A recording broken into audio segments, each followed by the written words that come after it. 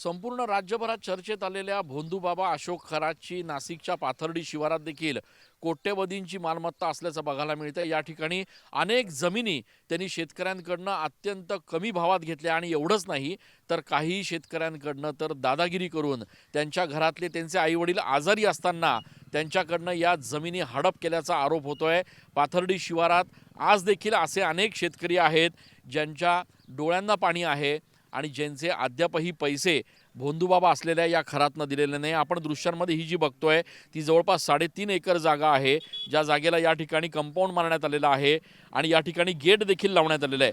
अशा पद्धतीच्या जवळपास 40 एकरपर्यंतच्या जागा या पाथर्डी शिवारात भोंदूबाबा अशोक खरातच्या असल्याचं सांगितलं जातंय।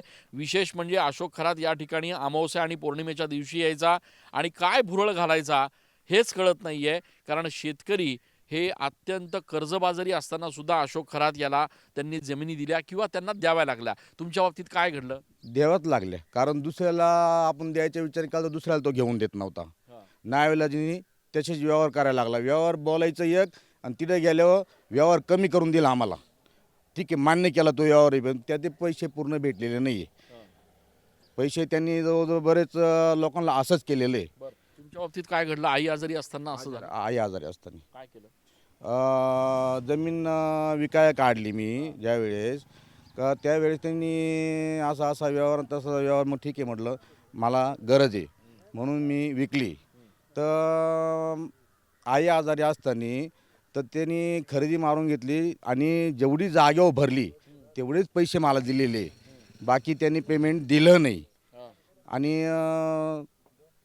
मग ती जमीन त्याच्या नावावर झाली। मी या संदर्भात तक्रार करायचा प्रयत्न नाही केला? नाही केला, दबावापोटी नाही केला ना। आता एवढा मोठा माणूस सगळे त्याच्या लागे बागे त्याच्या हातामध्ये, आपण काय करणार आहे? आपण शिल्लक आहे, पोलीस स्टेशनला जाऊ शकत नाही, कुठं जाऊ शकत नाही। आपण बघतोय अशा पद्धतीचे अनेक शेतकरी ग्रामस्थ आहेत ज्यांनी अशोक खरातला जमीन खरं तर दिली, मात्र त्याचे पैसेच त्यांना मिळालेले नाही आहेत। ही एक जागा जी आहे ती फक्त प्रातिनिधिक आहे।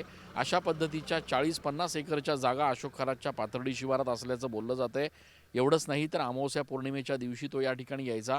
अनेकदा त्याच्यासोबत काही गावगुंड देखील असायचे, त्याचे काही एजंट देखील असायचे जे दबाव टाकायचा प्रयत्न करायचे, मात्र ग्रामस्थांनी त्या एजंटांना ज्यावेळेला जुमानणं बंद केलं त्यावेळेला खरात हा एकटाच अमावस्या पौर्णिमेला या ठिकाणी यायचा, अशी देखील माहिती समोर येते आहे। कॅमेरा पर्सन आकाश शेवलेसह मी चंदन पूजाधिकारी, TV9 मराठी।